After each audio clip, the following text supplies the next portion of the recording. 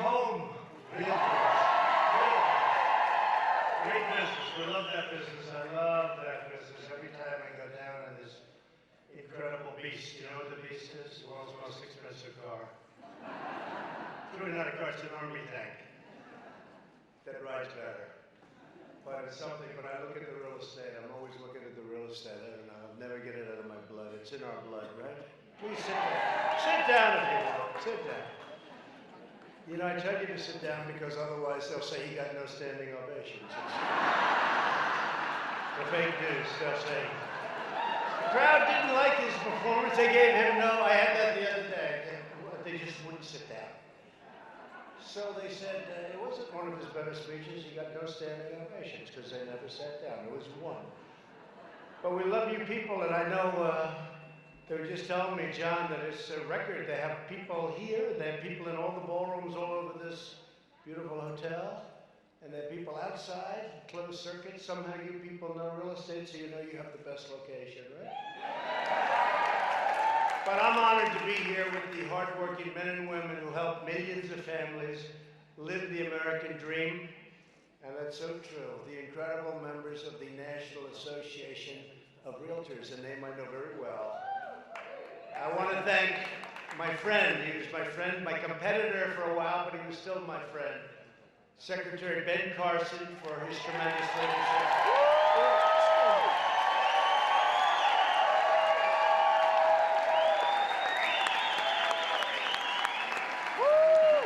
He's a great guy. When I put him in charge of HUD, first of all, he's a very smart guy, very adaptable. I said, Ben, what do you know about real estate? Not much. How would you like to head HUD? And you know what? It didn't take you long, did it, Ben? And he got some of the smartest people in the business, and they're doing a great job, and everybody's talking about it. Thank you, Ben. Great job. And I also want to thank the president of the National Association of Realtors, John Smaby. Where is he? Where is he? Hi, John. Please stand up. Thank you, John. Great job. Thank you, John. Popular. Where's CEO Bob Goldberg? Bob, thank you, Bob. Respected guys. Vice President Tracy Casper. Vice President, I just met Tracy. Great family. Thank you, Tracy. And your entire team for everything that you do to support realtors around the country. I guess that includes me. I took a little sabbatical for 8 years. You know, but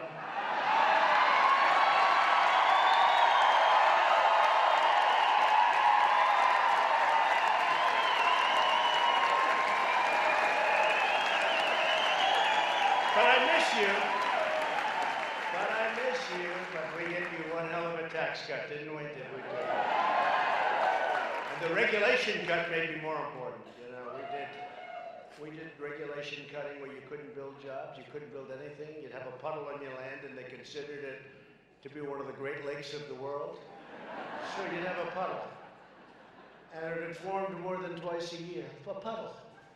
We used to call it a puddle. They called it a lake. It came in lake restriction. I actually had it happen to me. In Bedford, New York, I was building a development. I was going to build some really luxury, beautiful houses, very great area.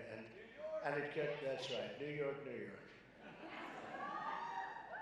I'll tell you, they might be screwing up New York. We got to be careful, right? The taxes are going high. They're doing a mansion tax now. You know what that is, right? They want to be your partner. That's not good. The mansion tax, I just heard about that one. But you know, the environmental stuff was very tough. It was getting worse and worse every year. And I actually had this beautiful piece of land, 216 acres. Then I was going to do something with it. And then I decided to do this. I'm glad I did this because I could help more people. But Tracy, they had a little area where water would sort of form when it rained. And all of a sudden I found out that I can't build on the land. Does that make sense to you? I can't build on the land because it was considered, for all intents and purposes, a lake. And how did people find out about the lake? My consultant told them, because this way you have to use your environmental consultant longer, pay more money to get you out of the jam. Isn't that nice? I fired his ass so fast. It's true story.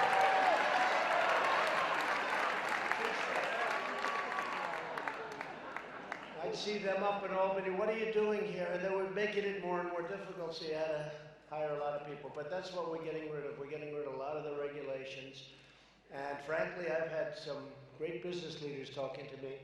And if they had their choice between, we have the biggest tax cut bill in the history of our country, and we also, in that bill, got included Anwar, one of the great oil sites in all of the world, in Alaska. And we got rid of the individual mandate, which is by far the biggest problem with Obamacare, the individual mandate. Where you paid a lot of money for the privilege not to pay a lot of money for health care. How about that one? This is the only thing. You paid not to have it. You paid a fortune not to have it. And we got rid of it. So, but we are doing regulations, and I think regulations, frankly, maybe are a bigger reason for our tremendous success as a country over the last 2.5 years, maybe even bigger than the tax cuts. I mean, it's incredible what's happening. I just left Louisiana, and we're building, oh, wow.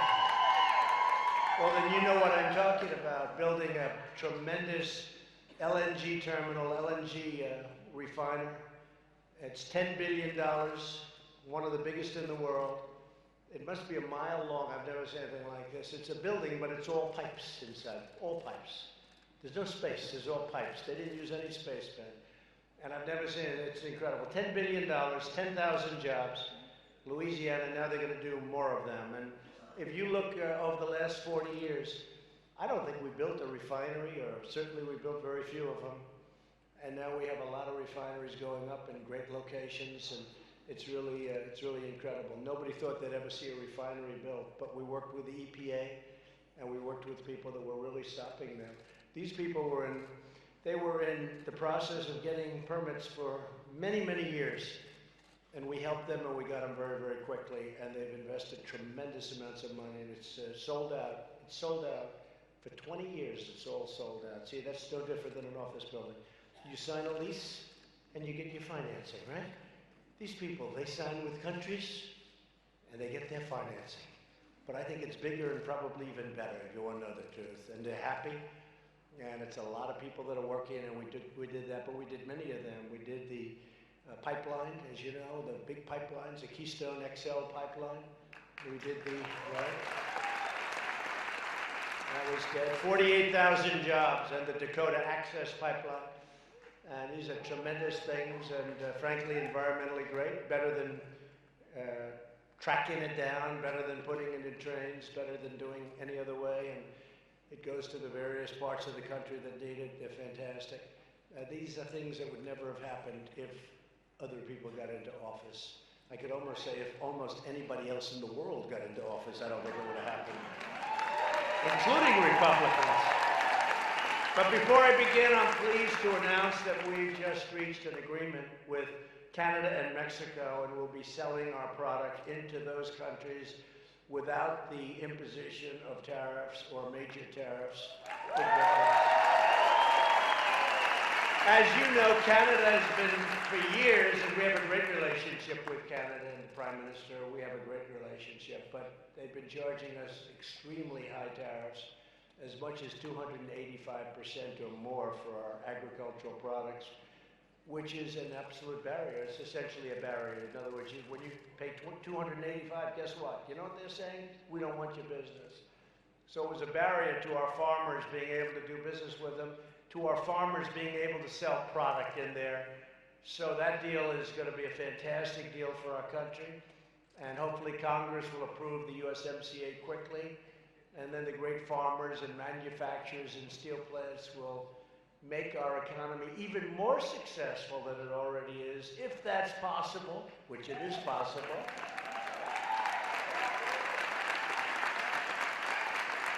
We could have the greatest economy in the history of our country. We could have, you look at the unemployment numbers, the best since 1969. And in a very short period, it will be, assuming we just go a little bit further, it'll be the best in history. The unemployment numbers are great, but the employment numbers are even better. We have the most people working today than at any time in the history of our country. We have almost 160 million people walking. And many of those people are going to go out and buy a house, right, Tracy? They're going to use you as the broker. They're going to call Tracy, I want to buy a house. And I won't pay you 6%, Tracy. I will. I'll pay you 1%. I was famous for that. No. Don't worry, nobody accepted it. Don't fear. But I tried like hell. No, but I'd get it down to 4 or 5. That's not so bad. I had one case in Palm Beach. Believe it or not, $100 million house. Can you believe it? And the broker did a fantastic job. And I told the broker, I'm paying you more than you're supposed to get. You got millions. Sold the house for $100 million. You believe it? Bought it for 39. Then I sold it for 100. It wasn't immediate. It took a couple of years. That's okay. I had to paint it inside a little bit, little paint. Little fix up. A little fix up. I call it a turnaround. Because I had nothing to, I had a beautiful house, Mar-a-Lago, and I said this was one that came onto the market through really a tragedy, very sad situation with the owner had a tremendous problem.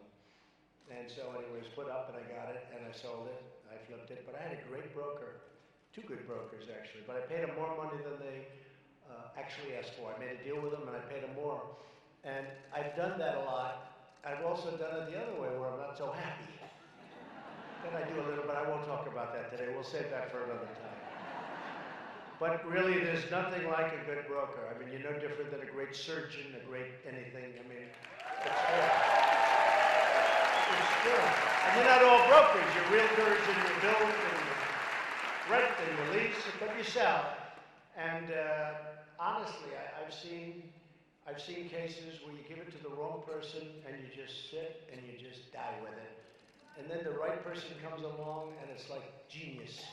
It's like genius. And you have to remember those people. Those are great people. And you have to reward them properly. I really mean it. You have to reward them properly. So you are really, truly fantastically talented people. There are some probably in this room that don't have such great talent. You know who I am and you know who they are. But you have some tremendously talented people in this room. I know this business so well. I love this business. And you have people that can really do a job that very few people can do. And frankly, if you went into another business, you'd do great with that too. But there's something about the real estate world that's it's incredible. You just love it. It's in your blood. It's in your blood. So even as president, and that's why I tell you, even as president, I ride down those streets and I say, wow, is that place nice? Wow, what could you do with that? Look at that site. And then I said, wait a minute, I have to deal with China. Forget about this. I love your business and we're here today because realtors play a special role in the American economy, and that's true. I would think it's the largest business in this country when you add it all up. You add up all the family firms and the big real estate firms and the single family home builders and the ones that do a lot of homes. I mean, thousands and thousands, but you add it all up and it's the biggest business. There's nothing close.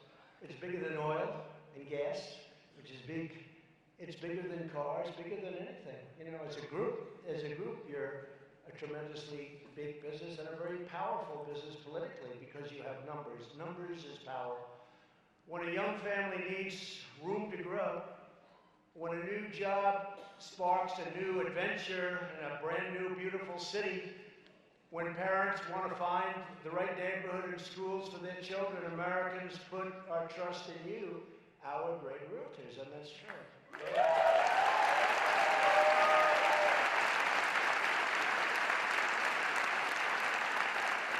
I'll just tell you one little thing.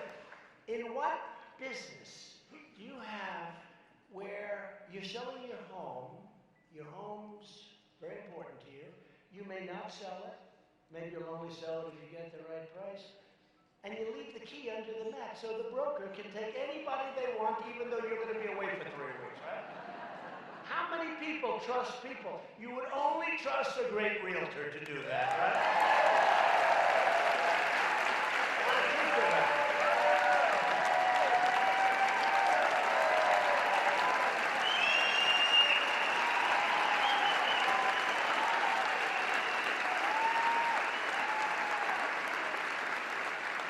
have a speech, and I have great speech writers, but they don't know this kind of stuff. So this is all, so far this is all off cuff.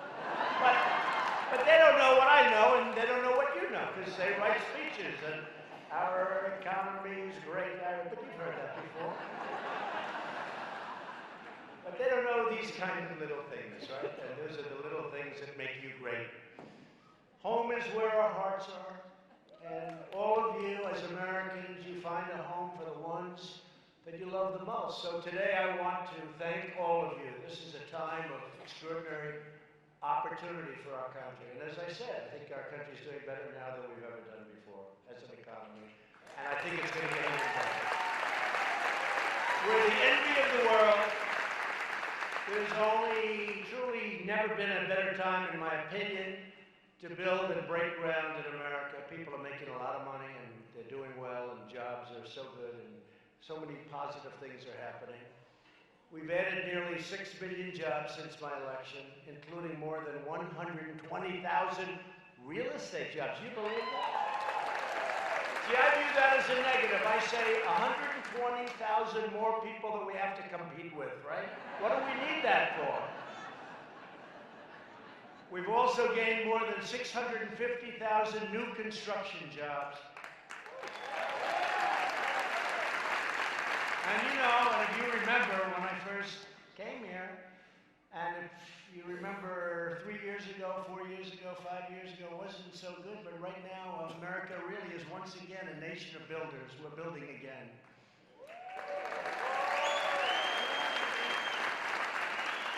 More than 5 million Americans have been lifted off food stamps, and we're getting Americans off of welfare and back into the workforce.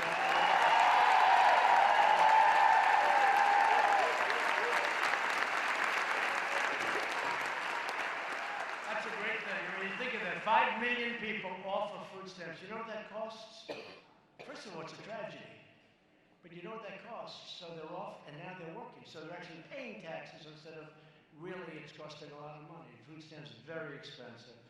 And very importantly, women filled more than 60% of all of the new jobs created over the past year. 60!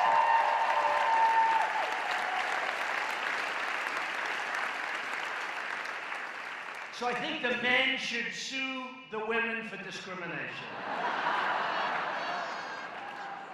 They should sue. Get a great lawyer.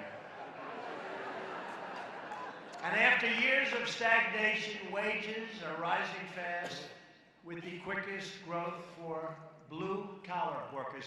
The best statistic of all, and people don't know, everyone's doing great, the rich are doing great, the not-so-rich are doing great, the middle income is doing the best, but the best of all, the blue-collar worker has the biggest percentage increase of anybody, and that's great.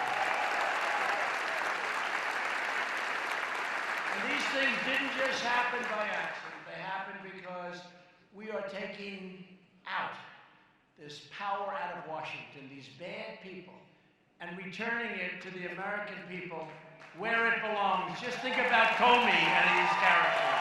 Think about Comey and the gang. Drain the swamp.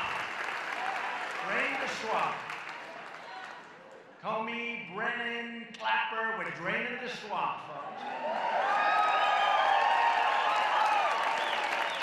And you think it's easy? It's not easy. It's not easy, but we're doing it. We're getting rid of a lot of bad ones. At the heart of America's revival are the massive tax cuts that I signed into law a year ago. And they are like rocket fuel for America's economy. The typical family of four earning $75,000 is now saving more than $2,000 on their income taxes, money they can put toward anything they want to put in, including saving. Many small business owners are here today, and you can now deduct up to 20% of their business income, one of the most significant small business tax cuts in America.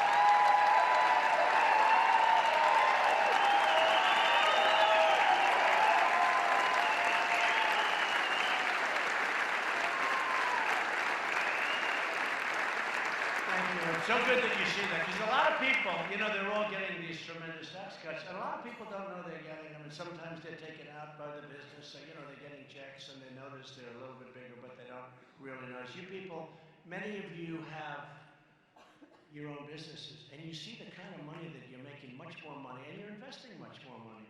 But it's great that when you see it, you know, you're very entrepreneurial people, real estate people are. If you're not, you're in deep trouble. If you're not, you don't want to be in this room very long, because you won't last. But it's pretty amazing. And the other thing that's amazing is one-year expensing. How about that? I mean, one-year expensing, I think, is one of the biggest things. And nobody talks about it, really, but it's a tremendous, you write it off in 1 year, and nobody thought would ever see the day when you get that. But it spurs growth, and it's been fantastic. And we've also done something that for this room and for farmers and for ranchers and for, you know, small businesses, fairly big businesses actually, we've virtually eliminated the very unfair estate tax, also known as the death tax. So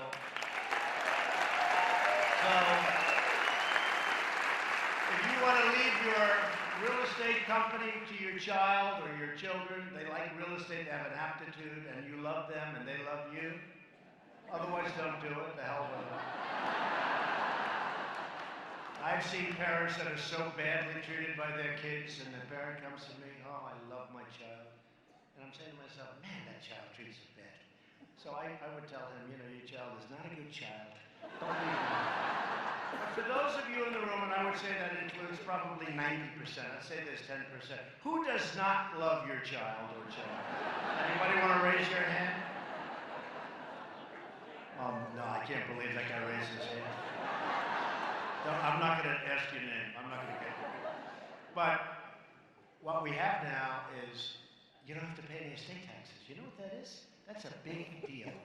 Because a lot of times, and it happened with the farmers, where in some cases they're land rich but not income rich, but the farm's been in the family for 150 years and they love it and they do well and that's what they do and they love it. They wouldn't want to do anything else. And they'd die and it would be taxed on the value of the land and all sorts of things happen. Then they go to the banks and they borrow money and then they have a little down spell and they end up losing the farm, losing the business. You have no tax to pay anymore and nobody talks about it, but to me that's a big thing. That's a big thing.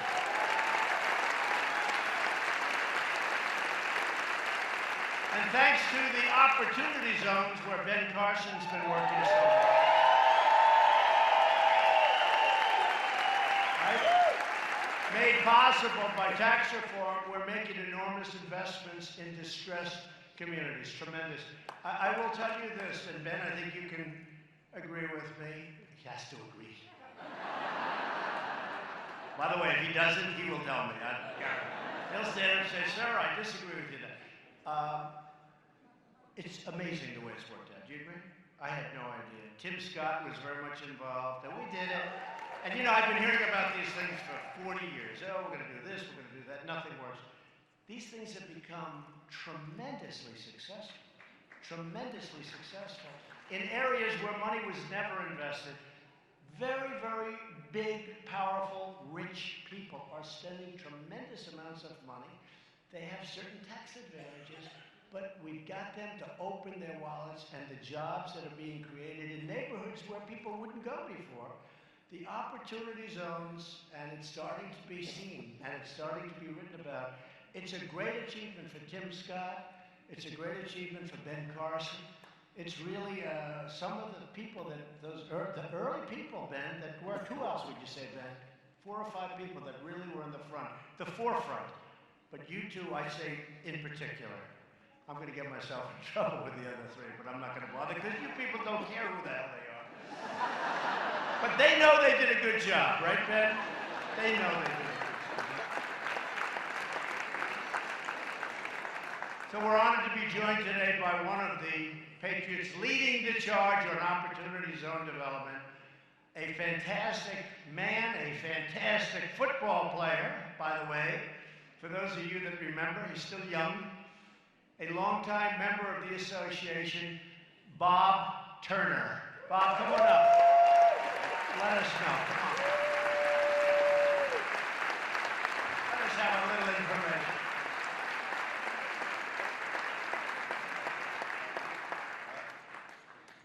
Mr. President. What an honor to be here today. Thanks. Thank you so much for this great economy. When you were elected in Memphis, the cloud lifted off of Memphis and the economy took off. It really did. And the opportunity zones are creating so many opportunities for everybody across this country. And you came to Millington, Tennessee a couple of years ago.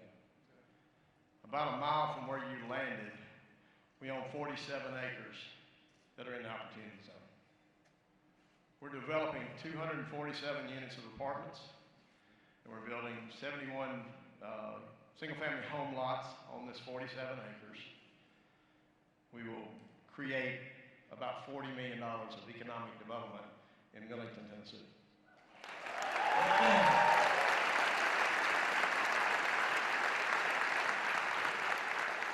Millington has not seen any new developments for over 10 years. No new apartments, very few houses, and it's home of the Naval Air Station, Naval Base, with your fine patriots. And it's going to make a change in that town. We're also developing a large development in Memphis. It's 1,500 apartments, a hotel, and about 35,000 square foot of retail space that will create about $400 million in economic development. It's not in the opportunity zone, but it's creating a tremendous amount of jobs in Memphis. Yep.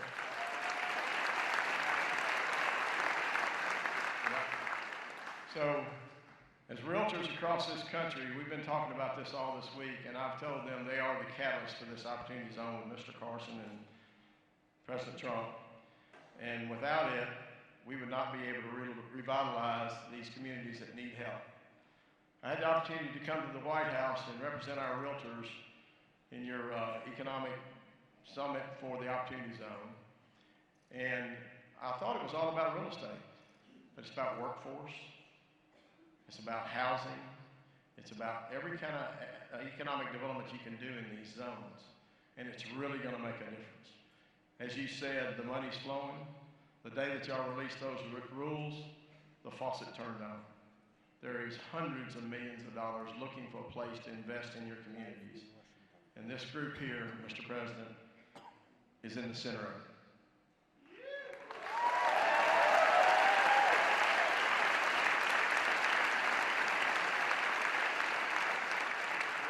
Our realtors are going to create this situation in every city and town across the country and be the catalyst for building these opportunity zones out to put people to work and put people in homes and revitalize our nation. And we, on behalf of the realtors, we want to thank you. And I want to say one more thing. Thank you, Mr. President, for making America great again.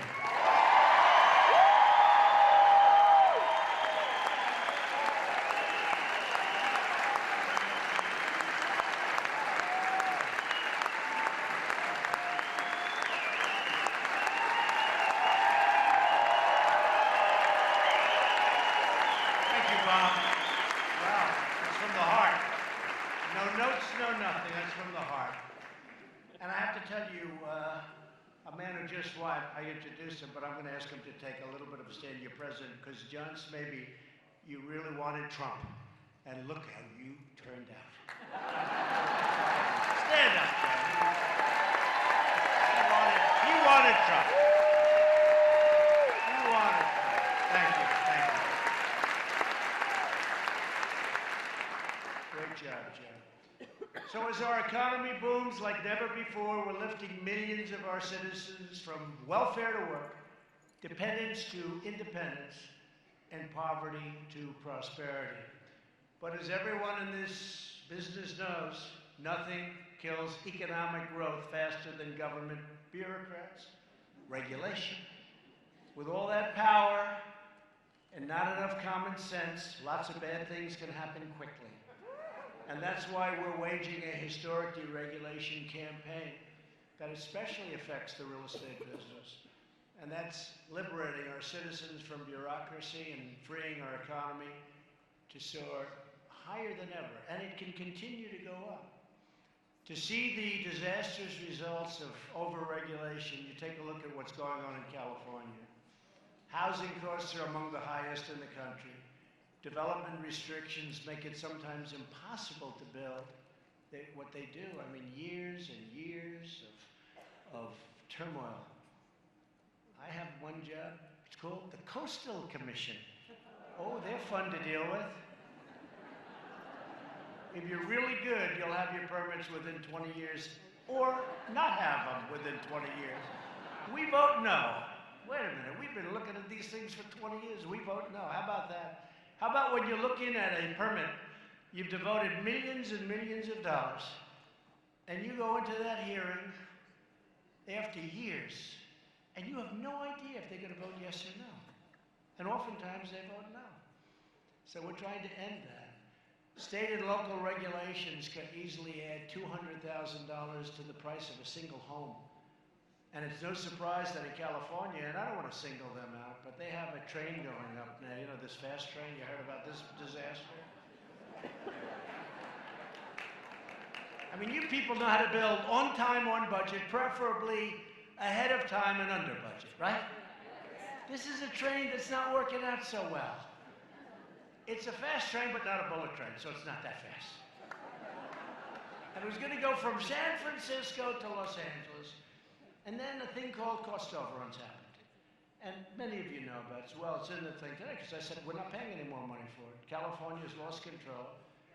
And it's an incredible thing. It's got to be a straight run.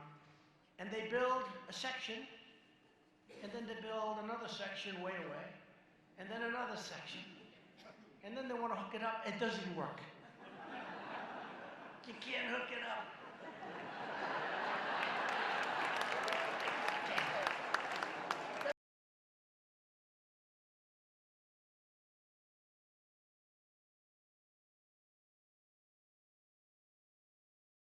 Rip the sucker down and we'll start all over again. This is like a catastrophe. Like hundreds of millions over budget. Totally out of control. And we told we're not gonna do it. I mean, we're not gonna. It's been under construction forever. So think of this. Think of this. It was going from San Francisco to Los Angeles. Now, the price had to be very, very high. Much more expensive than Southwest Airlines, which goes in 1/3 the time. So I said, wait a minute, what are they doing? You got an airline that goes from San Francisco to Los Angeles, much faster, and it's at less money. So how does this work? And again, it's not that really fast train, it's just a fast train. Meaning it's slow. Meaning it's obsolete, right? You know, it's obsolete before, if you're gonna do it, you do the bullet train, you do the really fast deal. So it's obsolete before this stuff, but they had a way of doing it.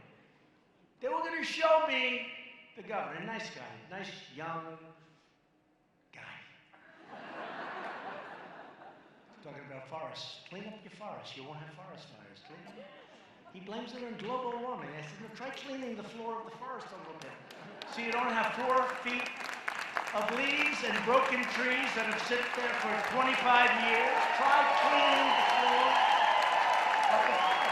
You won't have forest fires. And I got killed for that. It's called forest management. I got killed for that. And then about 3 weeks later, they announced I was right. Because I was out there last year, and what I saw was so horrific with some of the fires. So many people killed. The fire was, you talk about bullets, the fire was like a bullet. So on the train, they have a solution. The solution was, we'll make it shorter. So instead of going from San Francisco to Los Angeles, beautiful, right in the middle, they cut all of that out. They cut all, and now you go from this tiny little town to another tiny little town for billions of dollars. And they think they can do it for just billions of dollars more than the original projection. These people are crazy. So I told the great Elaine Chao, Secretary of Transportation, doing a fantastic job. I said, Elaine, it's over for them. This has been going on for many years, long before I got there. I would have told them, I would have said, listen, if an airplane's much faster, what are we doing? No, what are we doing? And I also would have done the super modern thing, and we would have had it built on time, and we would have had it built on budget, and it just didn't work out that way. It's a mess, and we're not paying any more money into that one. That's a disaster if you've ever seen it. Make it short. How do you like that, John? Is that a good idea? Cut the big cities out, a little too much, too expensive. Let's make it like real short. You have 3 people on it a day. So we're reversing years of calamitous trade policies that gutted the American middle class. Nearly 2 decades ago, politicians in Washington placed China into the WTO, the World Trade Organization, one of the great catastrophes in the history of our country as far as trade is concerned. Between that and NAFTA, you had 2 real beauties. Allowing it to largely do whatever they want to do to the American marketplace. During that time, we lost nearly 1 in 4 manufacturing jobs and racked up trillions and trillions of dollars in trade deficits. But those days are now over, folks. And we're taking action.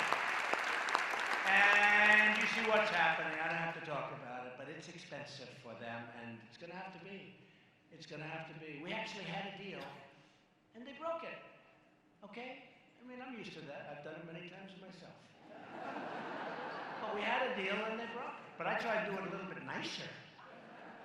Ben, I try and take the lumps out, you know? Try and nice and easy. Just let's have dinner, let's talk about it. I want to retrade you, let's talk about it. But they took out a lot of the things that we negotiated that were done, and I said, you can't do that. Sorry, you can't do that. You've been doing that too long to our poor presidents that had no clue what was happening. And you can't do that. So we're putting tariffs. We have 25% tariffs on $250 billion. And they're paying it. And believe me, you know, so many people say our people pay a little bit, but it's worth it. It's really worth it. But, you know, China subsidizes these big plants, so it's not really coming, and they keep the price the same, and they subsidize it. And also, you take a look at what's happening. If we build here, there are no tariffs. You know, people don't realize that. If we build here, you know, right now you become dependent on buying things from outside. If we put a little factory or whatever to make whatever product they're buying, and a lot of people are now looking at it. And the other alternative, you buy from another country where they're not tariffed, where they're treating us more fairly and we don't tariff them. So it's hundreds of billions of dollars. And out of that, we're going to give a portion of it to our farmers because these are great patriots. These are people that don't want anything. They just want a fair playing surface, and our farmers are going to do really well. I mean, they're doing well. Between that and the USMCA, our farmers are going to be very happy very shortly. But you're talking about maybe $15 billion to our farmers out of $125 billion. And they're really, you have to understand, they've taken the brunt because China, to negotiate with us, said, well, we're not going to buy any of your farm products. So I called Sonny Perdue, our great Secretary of Agriculture, and I said, Sonny, what's the biggest amount they've ever spent in this country? He said, about 15 billion.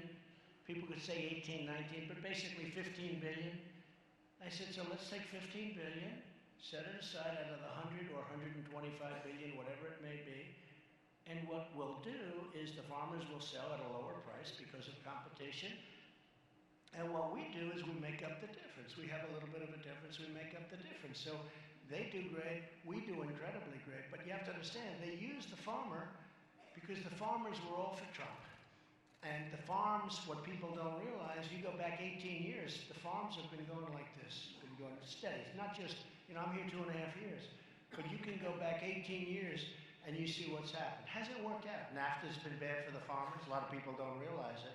They get stuck on it out of habit. But we're taking care of our farmers and everybody's happy about it. I've never heard a complaint, literally. But these are patriots. I watched some people on television today because some of them don't even know what I just told you. They said, yeah, we're hurting, but I know that China is doing terrible things to us for many, many years. and we want our president to fix it. And this is the only president that's had the courage or the guts to fix it, and we're behind our president. That's the farmers say. The farmers.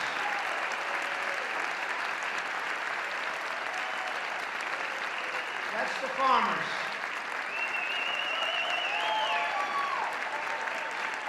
Farmers are incredible. I don't know.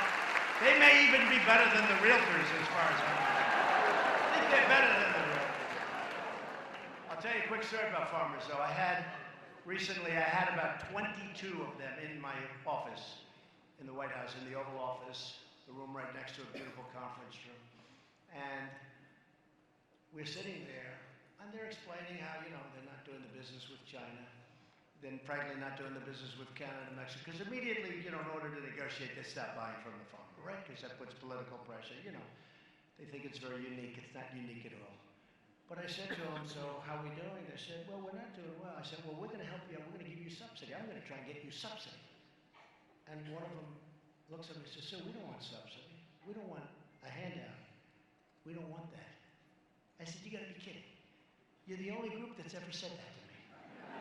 Countries come in, they want help. Everybody wants help, they want free.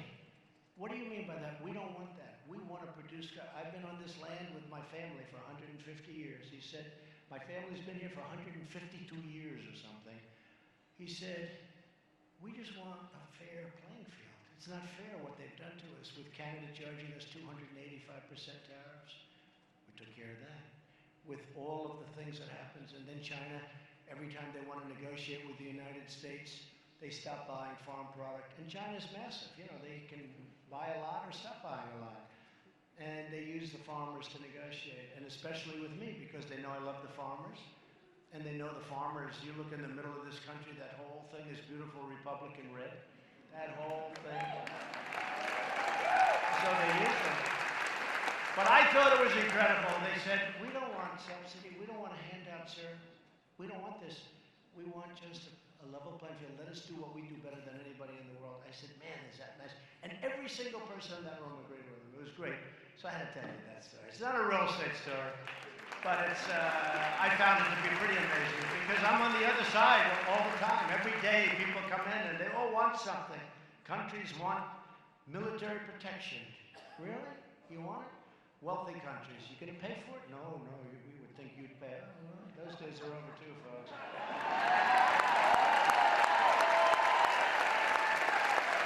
Those days are over. That's almost as bad as trade, you want to know the truth. But we're getting it all fixed up. After years of building up other countries, we're finally building our country. And I've directed federal agencies.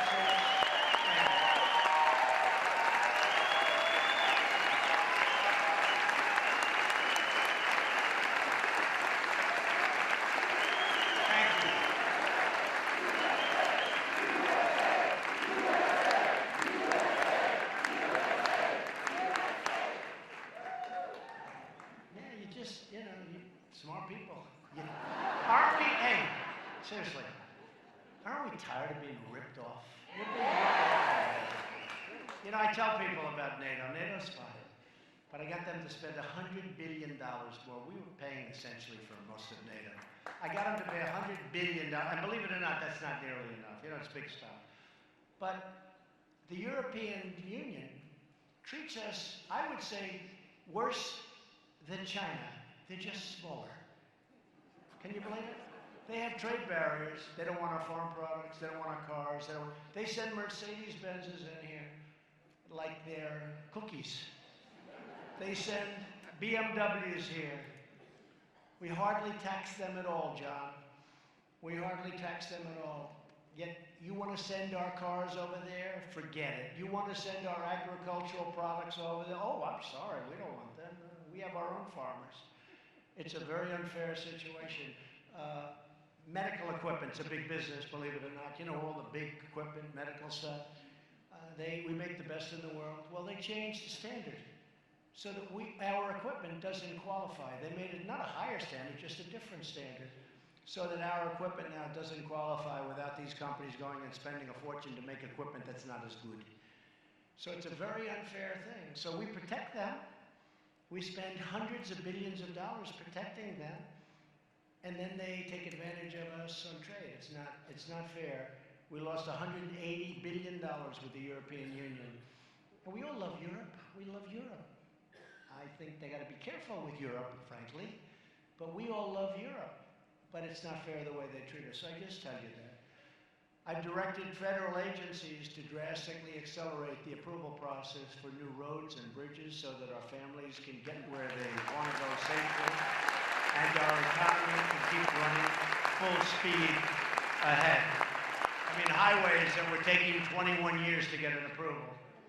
There's a highway in the state not so far away. Took 20 years to get it approved. And they had an opening fairly recently, not a big road, it's sort of not even a highway, it's less than a highway. But by the time it ended up, it was 20 years late. They spent tens of millions of dollars on environmental impact statements.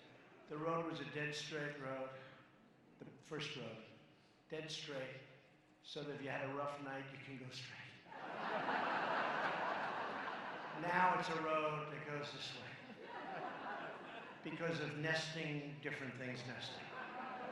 Who the hell knows what's nesting, but whatever it is. So the road ends up being twice as long and curving like hell, and unless you're 100% sharp, you're in deep trouble. They got these barriers, right? You know, the barriers, you see, wow, wow.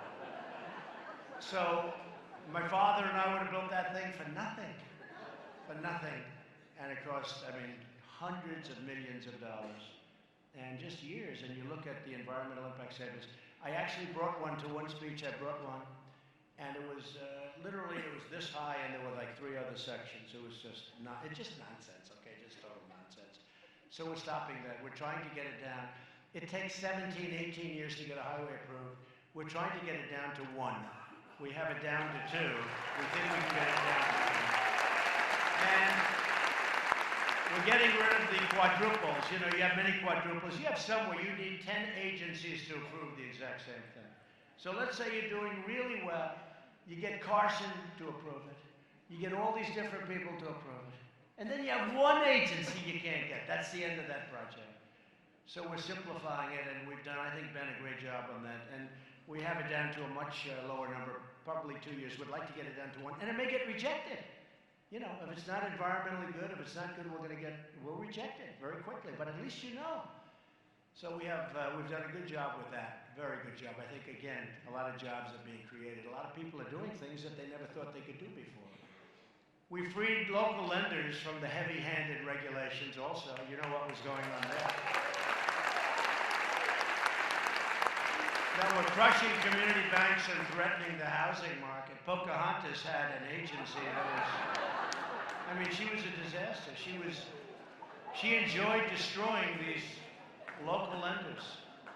I mean, I think she got pleasure out of destroying beautiful local lenders who have been lending to your clients and probably yourselves for years, and they were going out of business, and they were living in fear. Pocahontas, that's another beauty. She's doing really well so far, isn't she? Her and her beer commercial.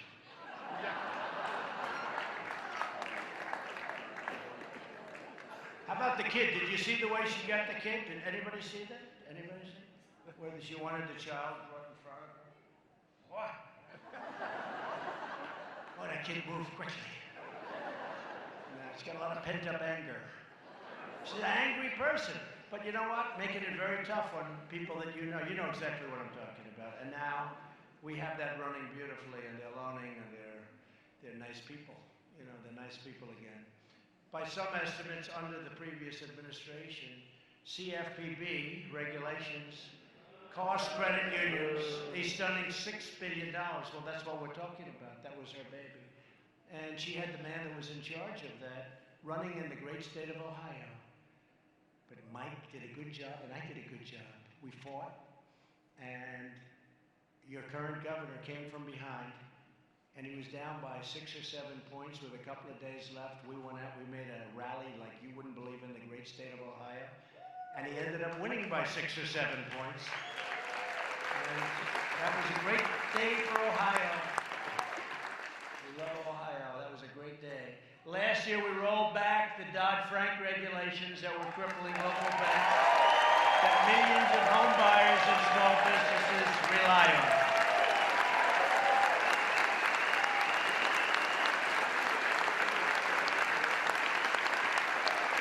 I didn't know this was a banking convention. I thought this was a real estate convention. But you know what was happening to bankers, right? John, I mean, you know what was happening to bankers. The bankers are being crushed and they're being threatened. And these are people that were phenomenal. They were being destroyed. Now small lenders are once again thriving. They're free to invest in our communities and help more families experience the joy and the pride of home ownership. And I'll never get credit for this. The press doesn't give me any credit for anything, no matter what I do. No, it doesn't matter. Look, who cares? The people know. The people know. That's why I have to go through a different source. It's called do speeches and go with our social media stuff, which is quite powerful, I must say. But they're very dishonest. And, we're right now dealing with Iran. And they put out so many false messages that Iran is totally confused. I don't know, that might be a good thing.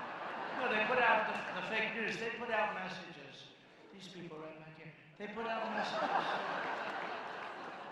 that I'm angry with my people. I'm not angry with them. I make my own decisions. But I'm angry with my people. I'm not angry with my people. I'm worse than they are. They're worse than we are. They're more militant. Mike Pompeo's doing a great job. Bolton's doing a great job. But they make it sound like it's a conflict. And the good news, I was thinking today, I said, gee, what must our adversaries think? And then I look and I say, it's probably a good thing because they're saying, man, I don't know where these people are coming from, right? But they put out false, they say confidential sources. Do you ever notice they never write the names of people anymore? Everything is, a source says, there is no source. The person doesn't exist. The person's not alive. It's bullshit. Bullshit.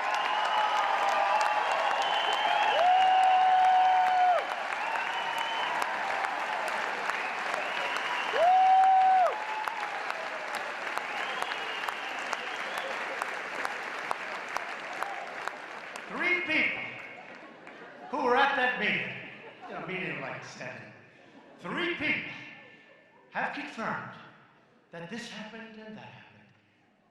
There were no 3 people. They make it up. These are bad people. These are people. That's why I came up with the term, fake news. It's a good term. I don't know, but that's a good term. Fake news. It's a hoax. My administration is also committed to reforming our housing finance system, so important. More than a decade after the financial crisis, Fannie Mae and Freddie Mac are still in conservatorship. Fannie and Freddie still dominate the market with no real competition from the private sector. And the taxpayers are still on the hook if another crisis should happen. And this is a pretty urgent problem. We're doing well with it now. It's well managed now. We have great people. But it's a pretty big problem. And it's really a problem that other than government should be doing. So we're looking at different alternatives. We have many geniuses looking at it, and we'll figure something out. But Fannie and Freddie can do a lot better than they're doing, although now they have some very good people running it. And that's why I recently directed the Department of Treasury and HUD then to develop a framework for a modern housing finance system. And you're working on that, Ben? I know you have some incredible talent from Wall Street coming in.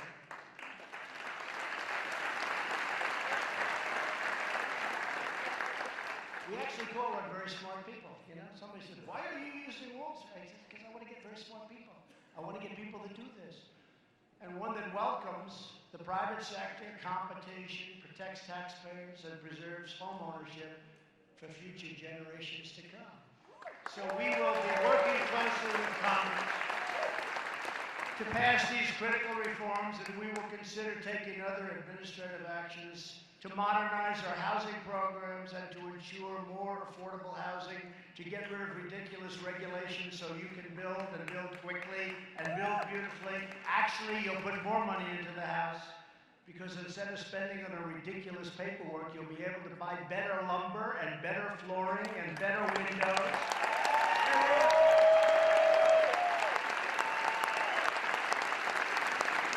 And just as we believe that every American should have the chance to own a home, if they work hard and follow the rules, we'll also believe that every American should have the right to choose their own health care. We're going to become really the party of health. That includes our newly created association health plans that a lot of you use. And just very quickly with us today is Teresa Beth McKee, Chief Executive Officer of Nevada. I love Nevada. Nevada Realtors. Come on up, please, Teresa.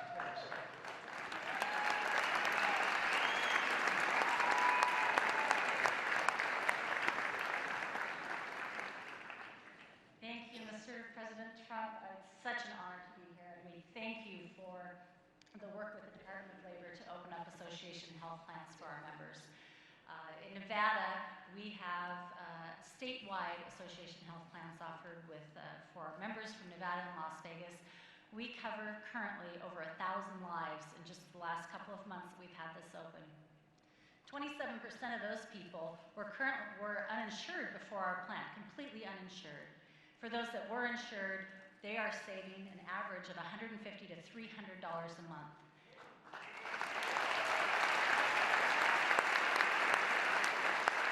It's saving an estimated $2 million in Nevada this year.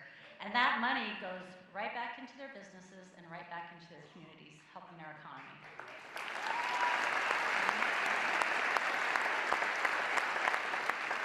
I have one member who could not afford to insure his family. He let his health lapse, needing urgent hip and back surgery.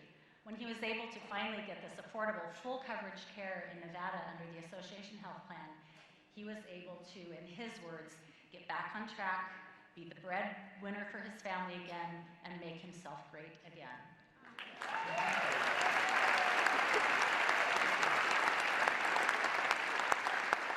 Another really critical part of association health plans is what it's done for our rural communities.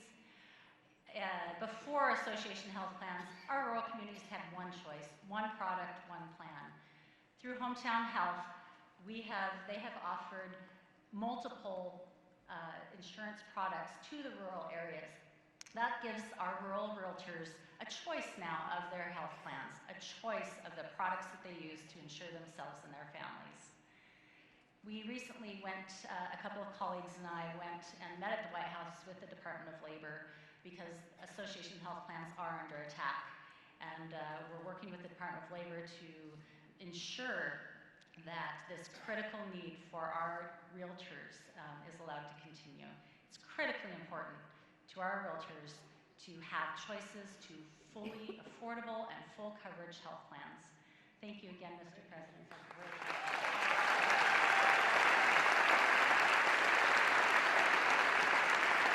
Thanks, Teresa. It's a great state, too. Great. And it is under attack. You know, these health plans are because they want to keep the public deal going. And it's a shame. And they're fighting it so hard. But we're going to win, and we are winning. And it's saving a tremendous amount of money for firms, but it's also getting great health care like you haven't had before. And we also have to protect the 180 million people with private health care. They want to destroy that. I must tell you, we have an election coming up that's going to be very important for you people because they want to take it away. They want to bring your taxes up to 80 or 90%. They started a couple of months ago at 70. But they really mean 80 or 90 or 95, and that won't pay for it, by the way. That won't. You need twice that.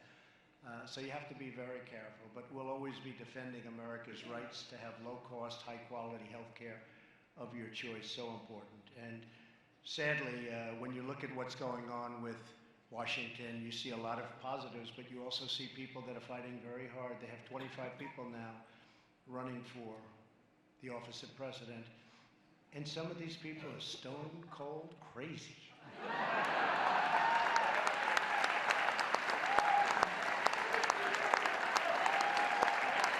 I mean, they're promoting the biggest socialist takeover in the history, really, of the world. Because if you think, I mean, this is the United States, and they have a $100 trillion Green New Deal. Nobody has any idea what the hell it is. They know that you can't take a plane anymore. You have to take a train to Hawaii. A train to Australia, and a train. Hey, if they can't build from San Francisco to Los Angeles, what's going to happen when they say, let's build a train to Europe? Let's build one up to Europe. We'll go a fast train. 100 miles an hour. Let's see. Well, a plane goes 6, so you got a long trip in a train, I'll tell you. This is crazy. This is crazy. But I don't want to hit it too hard. I want to save it for the election because I don't want them to change. I don't want them to change. I don't want them to have time to pivot. I want them to go with this stuff. But we still have to be careful, and it'll never happen as long as I'm president, so you can bet on that.